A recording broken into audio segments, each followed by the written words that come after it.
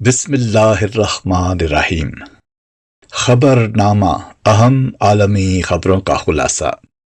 امیر المؤمنین حضرت مرزا مسرور احمد خلیفۃ المسیح الخامس ایدہ اللہ تعالی بنصرہ العزیز نے اپنے خطبہ جمعہ فرمودہ 27 اکتوبر سن 2023 میں حماس اسرائیل جنگ کی وجہ سے پیدا ہونے والی خطرناک صورتحال کا ذکر فرمایا اور متاثرین جنگ اور مظلومین کے لیے خصوصی دعاؤں کی تحریک فرمائی۔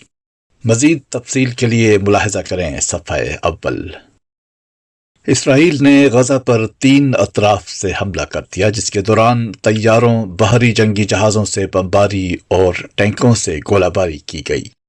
اسرائیلی فوج کی بمباری میں اب تک جاں بحق فلسطینیوں کی تعداد 7,700 سے زیادہ ہو گئی، جن میں 3,600 بچے بھی شامل ہیں۔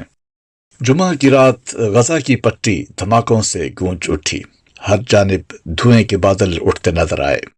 اسرائیلی فوج نے ٹینکوں کے ذریعے غزہ میں داخل ہونے کی ویڈیو بھی جاری کر دی ہے۔ اسرائیلی فوج کی جانب سے شمالی غزہ میں 150 اہداف کو نشانہ بنانے اور حماس کے فضائی آپریشن کے سربراہ اور کئی کارکنوں کو شہید کرنے کا دعویٰ بھی کیا گیا ہے۔ دوسری جانب حماس کا کہنا ہے کہ غزہ پر اسرائیلی فوج کا 3 طرفہ حملہ ناکام بنا دیا، بھاری نقصان پہنچایا، دشمن کئی محاذوں پر فلسطینی مزاحمت کے جال میں پھنس گیا۔ فلسطینی مزاحمتی تحریک حماس کا کہنا ہے کہ اسرائیلی حملے پسپا کرنے کے لیے روسی ساختہ ٹینک شکن میزائل اور مقامی طور پر تیار کردہ یاسین میزائل استعمال کیے گئے۔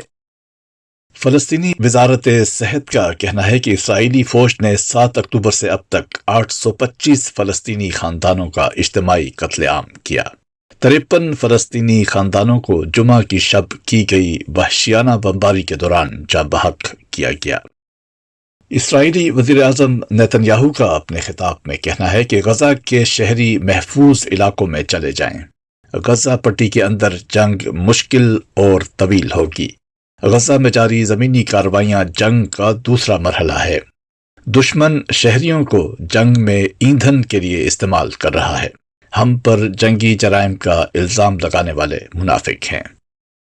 یہ تھا اہم عالمی خبروں کا خلاصہ۔ روزنامہ الفضل انٹرنیشنل 30 اکتوبر سن 2023 صفحہ 8۔